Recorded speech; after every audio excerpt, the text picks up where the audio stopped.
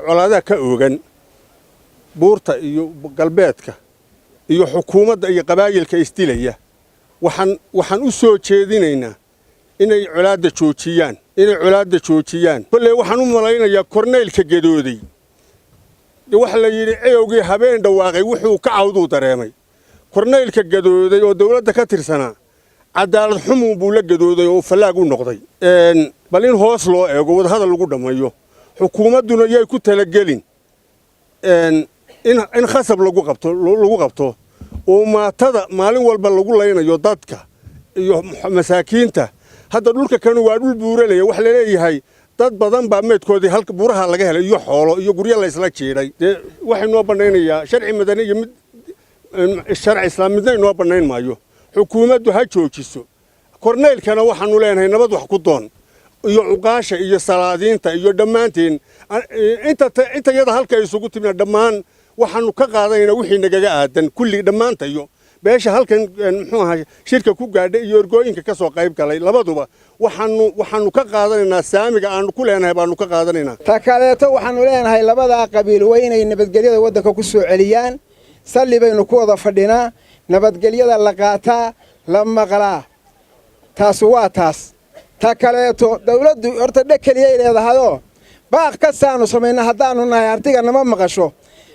waxay ka maqashaa galbeedka uunbay maqashaa muuse biixi waa madaxweyne baaqa aanu soo jeedina haddaanu hartinahay oo gobolka u soo jeedina maqli maayo hore aanu ugu soo jeedinay waxaanu tagnay meesha la yahay ceelaf weyn dhowr iyo 10 joor baanu tagnay oo suldaan cabdisalaam uu amray hartiga dhammaan waanu daaroodka degan gobolka waanu ku tagnay inankaan wuxuu noogu jawaabay 80kii baa idinku daweysay ceelaf weyn maxaa idin keenay buu noogu jawaabay laakiin way iska daba luudaynaadoo salli baanu ku wada fadhinaadoo nabadgelya inay dhacdo madaxweyne baanu u baahannahay waddanka in nabadgelya ka dhacdo baanu u baahannahay nabadgelyada waa u soo galgalanay waa u soo dibjiraynay gobolka Sanaag baa laga soo abuuray ilaa bay gaadhay meesha la Hargeysa ilaa Boorame raggii kabaahilka ku sii qaaday oo ku guuleysay baanu nahay iminkana sidii baanu u wadnaa wax la kobdara godka qodan laakiin dawaca libtale adiga hadda dawladnimadii haysta laakiin nabadgelyada anna kuwa u soo galgalana hadda dadka laysid oo la dhacdid baasuuka iyo su'aad la dhacdid buuraad la dhacdid adiguna kursiga haysan maysid nabadgelyaydani kuugu jirtaa hadallada aad ka leedahay telefishinadana mudane madaxweyne kuguma habboona kollay daarood baanu nahoona maqli maysid baaqaanu kuu soo jeedinee hadalkaasaanu annagu kuu soo jeedinay haddii ilaahay kugu duwayo weeye mudane madaxweyne annagu intaasaanu ku leenahay ta kaleeto dee jabhadi waa dhacdaa adigaaba jabhadoobay adigaaba dibadgaloobay waxa weeye ninku waxa uu soo maro waa inuu ku qudara qaataa in lagula hadlaa jeclayd in lagu soo dhaweeyaa jeclayd maanta kursigii daadiga ku fadhiya de ka tali baanu ku leenahay intaasaanu kaaga gudbaynaa isaga ka daaya nabadgelyo miiska wada hadalka soo fadhiiso baanu ku leenahay oo garagolow baanu ku leenahay yeelkeedii nabadda laga hadlay dee horta nabadgelyada nin waliba nabad waa rabaa oo waxaanu leenahay ilaahay dadka ha isu sakhiro oo taa waxaynu ugu ducaynaynaa dadka ilaahay inuu isu sakhiro in ilaahay bogooda burcad isu mariyana dee ugu ducaynaynaa madaxweynaha dee waa madaxweynihii la doortay aflagaadadiisuna ma fiicna laakiin waxaynu leenahay waa mudane madaxweyne dee dunida nabadgelyada waxa weeye nin walba nabadu danbay u tahay nin allaale nin halkaa haddii la seexdo nabadgelyada waa ammaan baad ku heli laakiin haddii jabhadi dilaacdo oo dagaal dhaco nabadgelyo ma jirto wallaahi inaad meel la seexanay madaxweynaha waxaynu leenahay nabadda soo dhaweey jabhaddana waxaynu leenahay adeer jabhadnimada joojiyo wada hadal baa lagu dhammeeyaa laakiin jabhadnimo waxba kuma shaqeeyaan reerahana waxaynu leenahay adeer horta dee saacadda ilaah baa garanaya waayo waxa laga yaabaa wax badan inay oo nooli inay ku dhiman doonaan waa suura gashaba waayo waxa weeye nidaamka waa wax ilaahay iska wata wixii ilaahay watona dee ilaah baa garanaya meeshuu gaarsiinaya laakiin ilaahay waxaynu uga rajaynaynaa inuu uga dhigo inuu u dhammaystiro hawlahooda intaas sidaasaan leeyahay waxaan ku noqonayaa oo aan halkan anigu baaq uga jeedinayaa dadka istilaya ee saddexda geesoodka ah beesha Bohood beesha Sacad Yoonis iyo dawladda damaal jamhadda afreynaysa waxaan leeyahay dagaalka hal la joojiyaan leeyahay ilaahay hal laga boqo dagaalka hal la joojiyaan leenahay dalka iyo dadka midna dani uguma jirto madaxweynaha oday Muuse Biixi waa la doortay waxaanu leenahay adeer hanjabaadda ka daa sharcigaan wax marinayaa sharci maxamediya mar haddaan waxba marinayn adeer gacaliye wada hadal baan ku dhammaynayaa hawlaha dheh nin la leeyahay waa lagu gowracayaa oo waxaad samaysay baxsi baad samaysay oo qaran baad ka hor timi adeer waxba isu soo dhiibi maayo odayaashana way isku wareerayaan war wada hadal baynu wax ku dhammaynaynaa adeer dheh madaxweynahana intaasaanu leenahay haddaad tiraahdo sharcan wax ku dhammaynaya waa qaynuun iyo waa artikolkii aynu garanayno adeer nina soo dabci maayo ninna wiilkiisa kuu keeni maayo adeer taa waxaad tiraahdaa wada hadal iyo xaajo qaadasho iyo islaamnimo iyo wixii lay doortay ayaan ku dhammaynayaa iyo tanaasul adeer sidaa dhabaanu leenahay madaxweynaha taas waa intaa baaqa nabadda waa soo dhawaynaynaa dadku ceeb maaha wixii loo kala badan yahay ama loo kala culus yahay dawladdu teetal bay leedahay ummaddana iyadoo dawladda waana la doortay in la maqlo wixii suuragala laga maqlo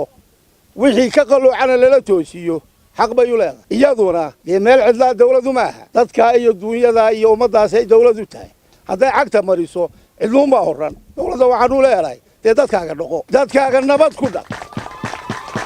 dadkaaga nabad ku dhaq baanu leeyahay muusena waxaan leeyahay haddii la wada joogayo haddii la kala maqayaa farta waa laisla ogyahay maanta nabad bay dani ku jirtaa muusow nabad bay ku jirtaa wixii kaleba waa dheeliyaan muusena waxaan leeyahay dalka nabad ku soo celi wax badan oo afkaaga ka soo baxayna ka tanaasi muusena anigu intaasaan leeyahay beelaa isdilaya gobolka Sanaag kollay 5 beelood ama 6 beelood baa ku nabday nabadaasu dadka waa u dhaxaysay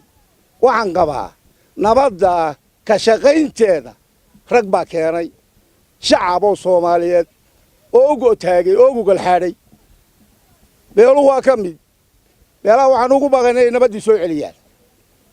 oo nabadda la leeyahay oo gobolka la leeyahay waxaanu leeyahay nabadii soo celiya annaguna waa ka qayb qaadanayna doorkaanu ku lahayn dawladana waxaanu leeyahay hore ay u dhacday la yiraahdo la geli maayo dib ay u dhicin wassalaamu calaykum waraxmatullaahi wabarakaatuh intaasaan kaga gudbaya ta kaleeto labada beelood ay say xagga baaqa gobolka dagaalka ka jira Boho iyo Sacad Yoonis arrinku waa ka sii afdheeriyay laakiin imka halkaas uu jooga waa caare iyo ina kaahin baysaya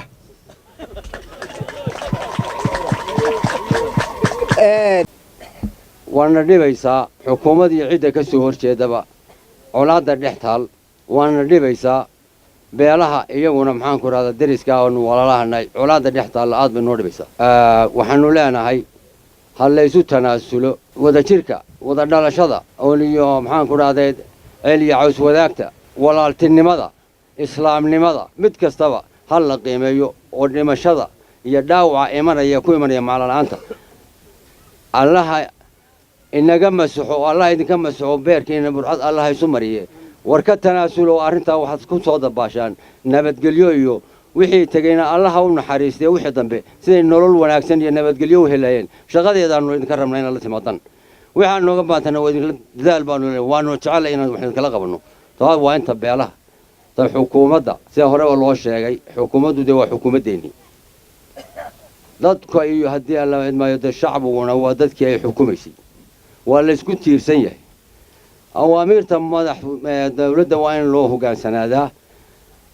oo la maqlaa dawladduna waa inay dadkeeda dhowrtaayo ka ilaalisaa wixii maxaan ku idhahday dulqaad samaysaa badan iyo tanaasul badan iyada iyo cidda kaleba ka soo horjeedaba tanaasul baan faraynaa inay isu tanaasulaan arrimaha nabadgelyada gobolka iyo tan Soomaalinimada iyo tan Soomaalilaannimada iyo tan Islaamnimada in la ilaaliyo ayaan iyadana ku baaqayaa inta ayaan hadalka kulli ka gaarayaa waxaan salaamayaa mar labaad iyo mar saddexaadba dadweynaha halkan isugu yimid dhibaatooyinka shaqaaqooyinka iyo dagaalada iyo xoogaaga ka jira sidii beeshuba u sheegtay ama raggiiga horeeyba u sheegeen ama qodobadaba ku jiray beeshu soo saartay colaadahaas colaadi xal maaha habadina xal maaha dagaalna xal maaha mas'uuliyadduna waxay saaran tahay dawladda Soomaaliland baa dalka iyo dadka mas'uuliyaddu ka saaran tahay dawladduna xal kuma gaari karto habad iyo dagaal dadka iyo dawladda midna xal uma aha waxaanu leenahay dawladdu ha joojiso dagaalka xal ha ku soo dabaasho iyo wada hadal dhab ah oo si dhab looga wada hadlo ha ku soo dabaasho dawladdu arrinta iyaga ayaa midda daabkeeda haya dawladdan intaasaan anigu ku odhan lahaa sida kale waxaan leeyahay ta kale iyo nabadgelyada wixii la odhan lahaa waa la yidhi baaq baa halkan ka baxay nabadgelyada gobolka danba inoogu wada jirtaa dadkan kala mid ahay hadlay wixii iyo ujeeddadii iyo sida laga rabo iyo sida dantu ku jirto waa laga hadlay dadkan taana kala mid ahay waxaan leeyahay wuxuu u dhaxayaa beelo oo waa qayb beelaha baaqaan u dirayaa waxaa weeye inaad ilaahay ka baqdaan oo aad ashahaadataan oo aad garataan masiirka iyo nolosha dadku waxa ay tahay oo ay laawaan nabad ku soo dabaashaan taas waa tii beelaha